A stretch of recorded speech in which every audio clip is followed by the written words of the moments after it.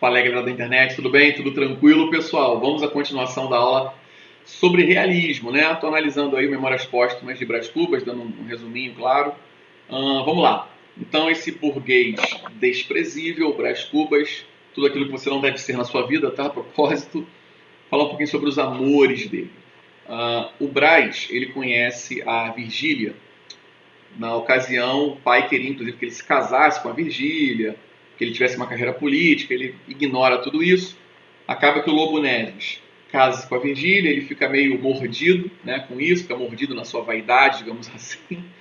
E depois que ela se casa, então, aí eles têm um relacionamento, né? E assim Machado vai escancarando um assunto muito comum na época, até hoje, né, infelizmente, eu diria, que é a questão do adultério, certo? Bom, depois eu vou falar mais sobre isso, tá? Esse relacionamento aí com a Virgília. Marcela foi uma prostituta de luxo, não é? Que quando o Brás tinha 18 anos, ela foi aí, né? Se aproveitando do dinheiro dele. Dinheiro dele não, né? Dinheiro do pai dele, na verdade. Eugênia, uma mocinha que ele conheceu assim que a mãe dele faleceu, porque o que acontece?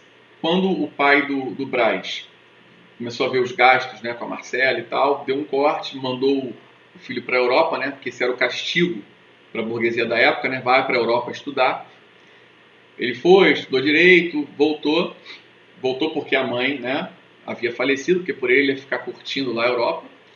E quando ele volta, ele está na chácara da família, na Tijuca, e ele conhece a Eugênia, uma moça muito bonita e tal, inclusive ela, né, dá ali o primeiro beijo, né, com ele, enfim.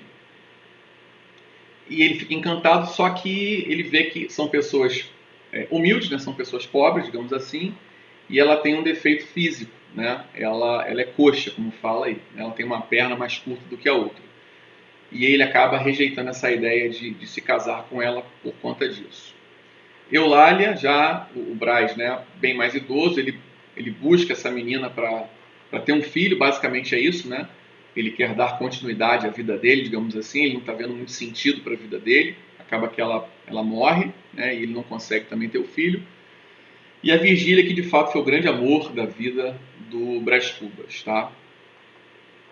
Então é a Marcela, né, que eu citei, no filme quem faz é a Sônia Braga, aliás, é excelente a adaptação da obra para o cinema, ficou muito, muito boa. Aqui eu boto um trechinho falando sobre a Marcela, né? Depois acompanhe, que é bem interessante esse trecho, eu gosto bastante.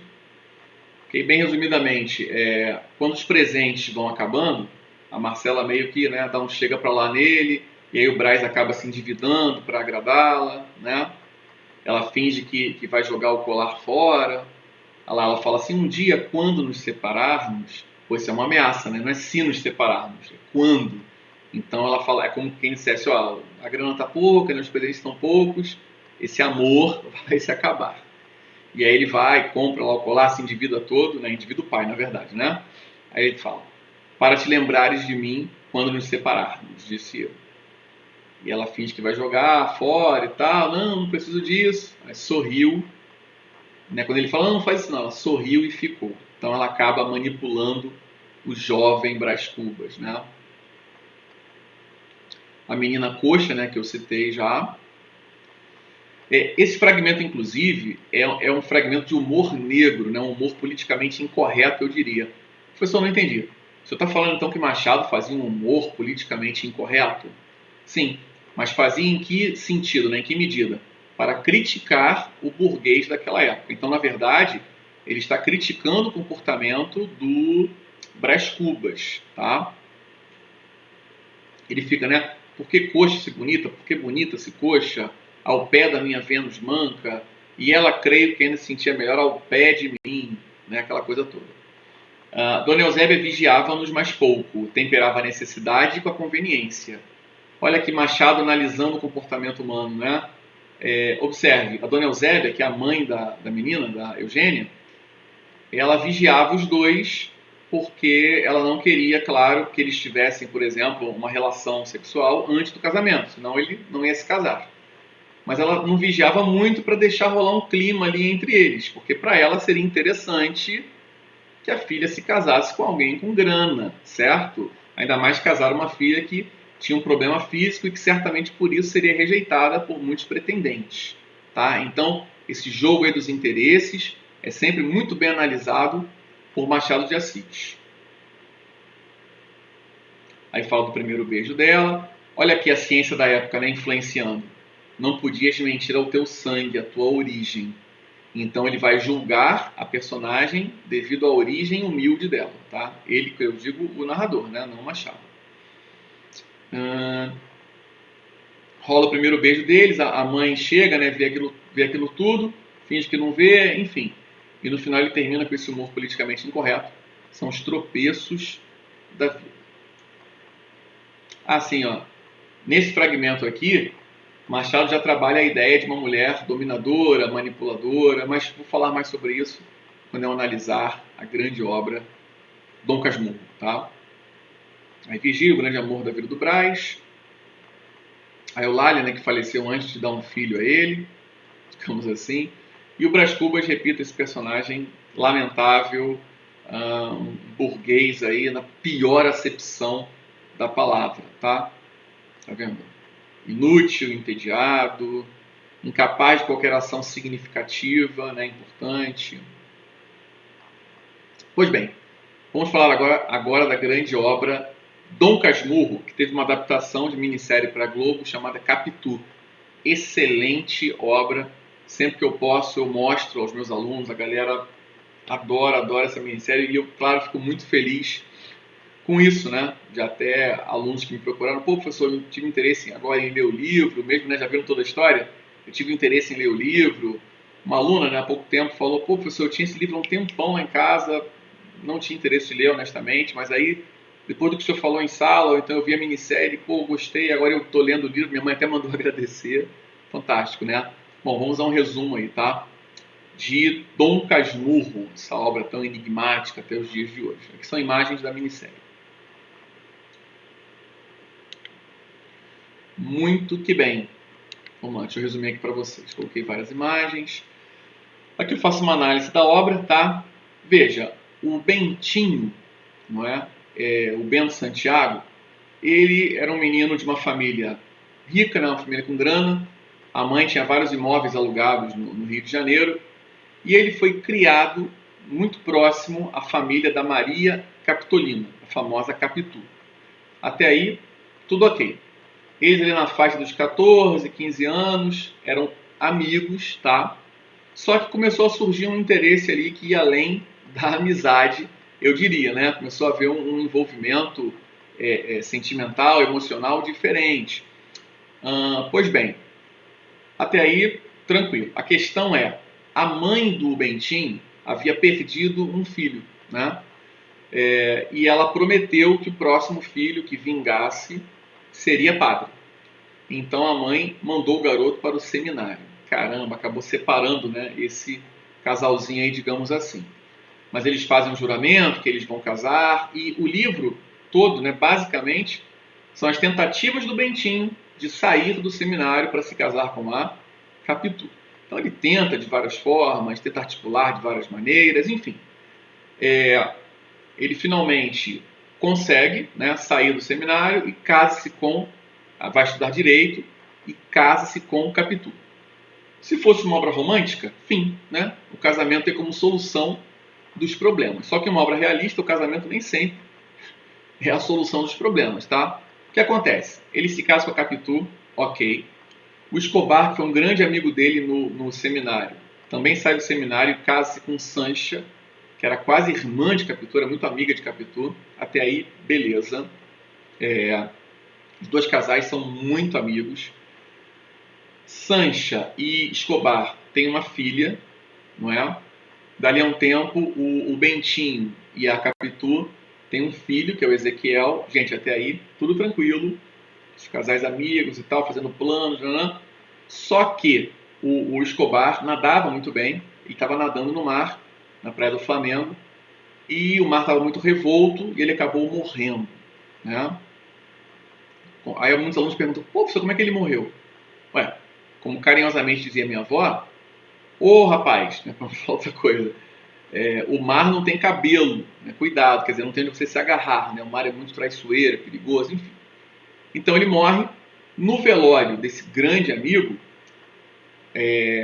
alguns homens choravam, as mulheres todas, menos a Capitu. A Capitu aparecia forte, amparando a viúva, né, a grande amiga. E o Bentinho começou a pensar assim, engraçado, por que a Capitu está tão forte assim, não está chorando? Será que ela não está chorando para esconder alguma coisa? E aí, olha a neura dele, ele começa a lembrar da Capitu menina, Capitu adolescente. Sempre muito fingida, muito dissimulada, muito manipuladora, muito esperta para a sua idade.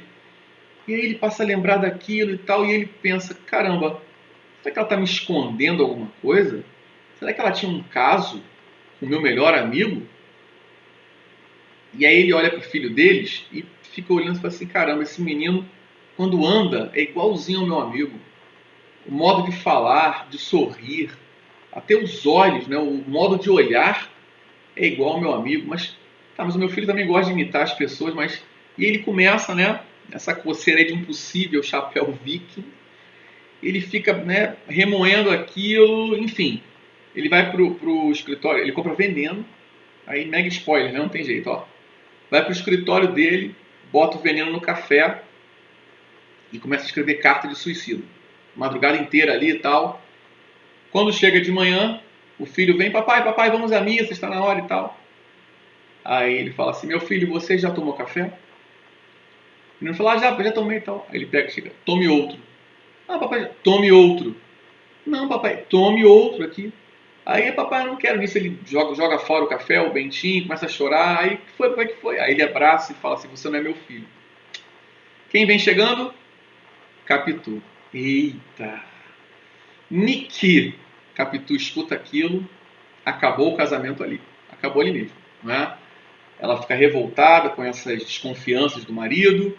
O marido, para não escandalizar ali, o que ele faz? Ele manda os dois para a Europa, o menino continua os estudos lá, todo ano ele vai uma vez lá para a Europa, mas nem fica com eles, só para, né, fingir que ficou com eles. O tempo vai se passando, Capitu morre lá na Europa, o filho retorna agora com uns 16 anos, se eu não me engano. Nossa, ele rejeita demais o filho, ele vê no filho todos os trejeitos do amigo. O filho pede dinheiro para estudar no Egito, ele dá o dinheiro. O filho vai, morre também, pega uma doença lá, morre também. Resumindo, sobra basicamente o Bentinho, que ficou triste, solitário, amargurado e corroído pelo ciúme, sem saber de fato se a esposa o traiu.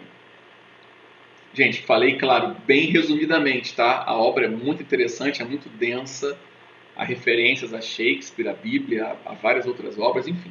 Esse é um romance que é discutido até os dias de hoje, dentro e fora do Brasil. Eu aqui dei um resuminho, né?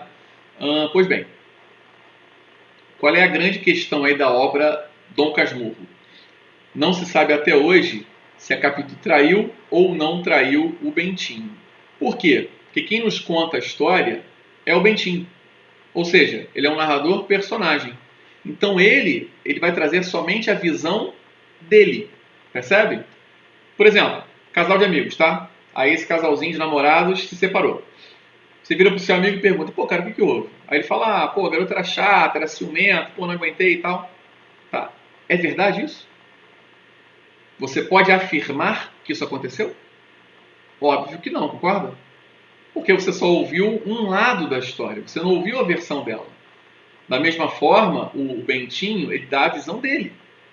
Né? Pega a visão, dá a visão dele. Então você não sabe se ele realmente está imaginando as coisas, que você tem a interpretação dele. Tá bom? Pois bem, eu falei então que o mais interessante até os dias de hoje é não saber se a Capitu traiu ou não traiu o marido, certo? Isso que é interessante, né? Fica em aberto e é motivo de muita discussão até os dias de hoje, tá? Bom, só dar uma complementada aqui. Título da obra, Dom Casmurro. Os nomes dos personagens, eles dizem alguma coisa. Maria Capitolina, Capitu, lembra capitão, quem manda. Bentinho, Bento, sagrado. Casmurro é uma pessoa muito fechada, muito introspectiva. Então veja, o Bento, né, o Bentinho, o sagrado, né, ele se tornou casmurro devido aí ao ciúme que foi corroendo a alma dele, digamos assim, tá? Bom, sobre isso aqui eu já falei, deixa eu ver se eu esqueci alguma coisa aqui. Narrativa em flashback.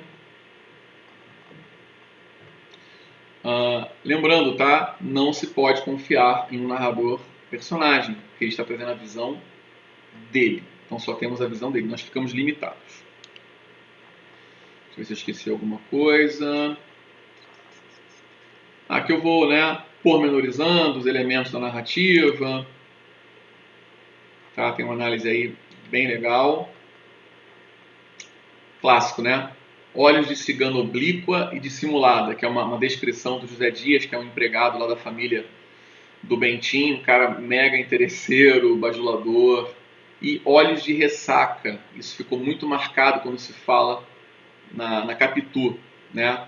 Porque na cena lá do velório, que é uma cena emblemática, uma cena muito importante, a imagem é essa, é como se ela quisesse tragar, né? Trazer para dentro aquele amado morto, tá? Vamos lá. Tá, aqui eu falo do amigo. Gente, repito, tá? Resuminho de Dom Casmurro. Óbvio que a leitura vale super a pena, né? Bom, para não ficar muito extenso, na próxima aula então a gente fecha aí o conteúdo, tá bom? Até daqui a pouco. Tá comprando porcaria de segunda mão.